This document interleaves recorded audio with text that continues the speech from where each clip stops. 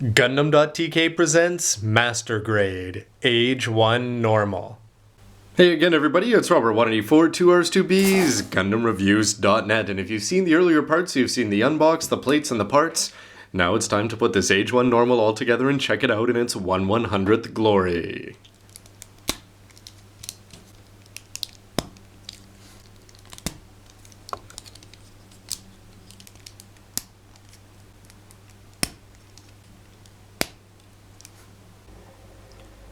And when all is said and done, there it is, the newest lead Gundam finally getting its 1/100th form, no non-grade of course, remember. And anyway, when I look at it, I've got to say, maybe I'm a little bit underwhelmed. Overall, there are a lot of details, and you're only going to see them though. From a distance, it looks very, very plain. It's once you get in close and you get to see on the sides there and the details that go into the skirts and the beam sabers on the side and the arms with all their moving parts. And I should mention that when I was putting it together, there are a few things you've got to be careful to make sure that all of these joints, because they do have a sort of unique assembly style, that everything is properly in place. This race car spoiler has fallen off a couple times on me, and though I've got to fix the pose, he does look solid, though a little bit unspectacular, but certainly more master grade-ish, I'd say, than non-grade-ish. Where it is going to shine though is in terms of mobility, as you've got front skirts that are completely independent. You can see that he can get even more than a regular high kick up there. The side skirts are going to lift up almost completely, and you can bend the legs up, full splits, no issues whatsoever. And if you want to bring that leg forward and bend it, and remember that these ankles are going to move all over the place. For the upper body, something I don't usually talk about though is just how mobile this chest is, and you can see that the gray part and the red part, it's all going to move, and it's going to move really well. And something that I was a big fan of putting it together is, I don't know if you can make it out, but the blue part there in the front is actually going to move no matter what you do with it, and it's going to look great in any position. Nothing else is going to move up here except for these shoulders, which are incredibly flexible. Remember, you can actually pop them all the way out and bring them up like this, so you can completely dislocate the shoulders if you chose to. Rotate it around, no problem at all. The shoulders are going to go up and down ever so slightly, although they do feel a little bit weak when you do that.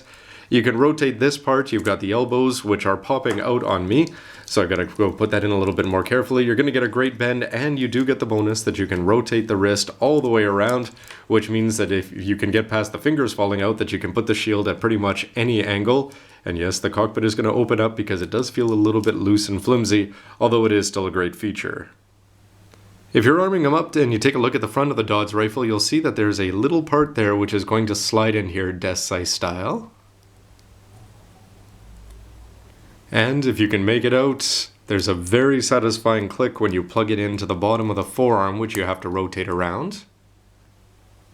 The shield is going to fit well into hand as well, although it is going to bump into the shoulders a little bit, but it can bend out of position, so hopefully it's not going to cause any problems long term.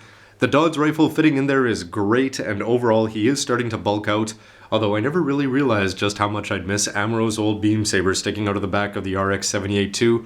This guy does come across as being one of the most plain Gundams I think I've ever seen.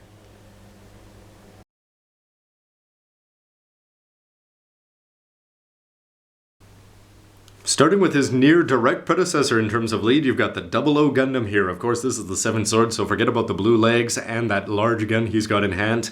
But you can see that in terms of height, the head heights are nearly identical, although 00 is going to take the edge with the yellow V fins on there. But the 00 Gundam is certainly going to be very filled out and modern looking, well, especially the 7 sword variant, compared to the old school Age-1. Although he is, as he should be, a lot taller than later UC suits there. I'm talking the Exo Ghost and the Silhouette Gundam RXF-91. And that's about to be expected next to the massive Master Grade Full Armor Unicorn Gundam.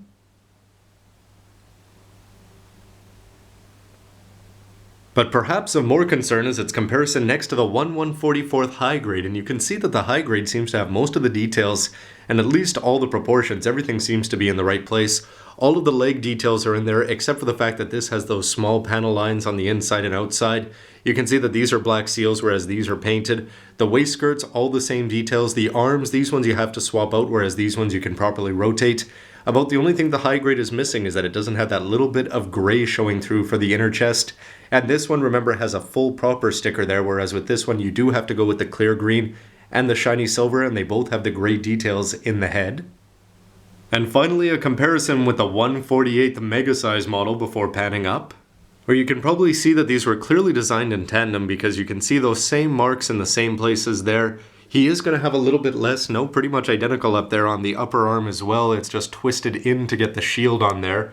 With this one, you are going to be able to spin those around as well. You can see the yellow grates. This one, though, is going to have that light up feature, which is something that I'm going to come back to in my verdict. Love it or hate it. This one does look a little bit dull in comparison.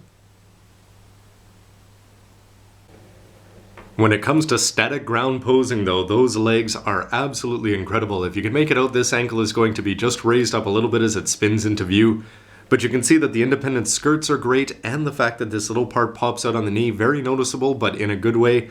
And with the fact that you can move the shoulders in 50 million different directions, almost literally, of course he's going to have no problem at all staring down the barrel of the Dodds. Bringing the DR across the shield is again no problem whatsoever. I should have tested to see just how far those arms can go across if you want to touch the other shoulder. And this is with the shoulder up, but it just gives you an idea that you can bring this apart and you can actually have him grasp under his armor over there and lift that up. To get the beam sabers in hand, even though they don't have anything necessarily to hold them in, you can see that there's those little pinching points there, so the best thing to do is just to remove the fingers and then put it in, and they are going to have to sit at an angle. And for those of you that have seen a lot of my videos, you know that I have no imagination whatsoever when I'm posing these Gundams. But with this guy, just because the ankles and the legs are going to move so incredibly well, pretty much everything you do outside of just trying to get him to stand up, because again, more moving parts means it's a little bit hard to get him to look perfectly symmetrical. In this case though, when it comes to dynamic posing, ground poses, no action base needed, he's going to look fantastic with almost no matter what you throw at him.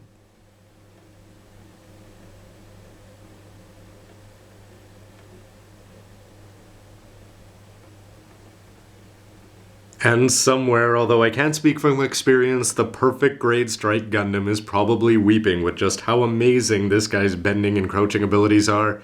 And I know that Master Grade Ground Gundam, that was a huge selling feature over a decade ago. This guy makes it look easy and really, really cool.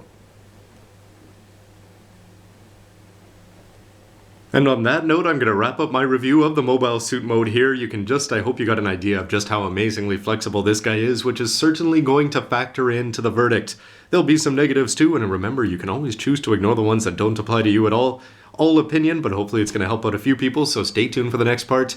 And in the meantime, thanks for watching everybody. Please let me know what you think of the suit and the video with a comment down below. See you next time.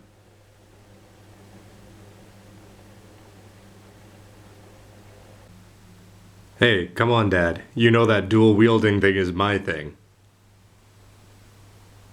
And with posability like that, who wouldn't want a Master Grade Adele?